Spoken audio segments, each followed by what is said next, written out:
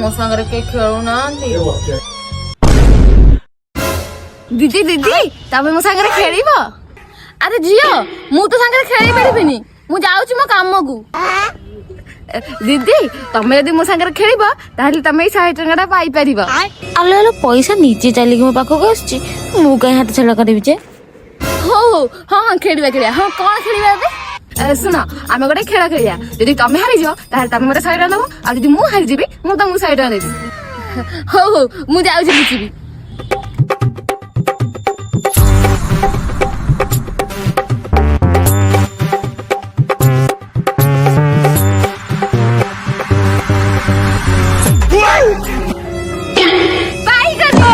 ଦିଅ ମୋ 100 ଟଙ୍କା। ଏବେ ମୁଁ ଯାଉଛି ଲୁଚିବି।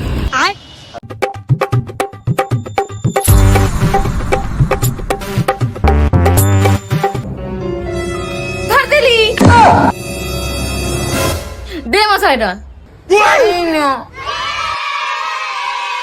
ହେଲେ ଗୋଟେ ମିନିଟ୍, ମୁଁ ତ ଆଗ ହାରିଥିଲି ତାକୁ 100 ଟଙ୍କା ଦେଇଥିଲି, ଏବେ ସେଇ 100 ଟଙ୍କା ସେ ମତେ ରିଟର୍ନ କଲା।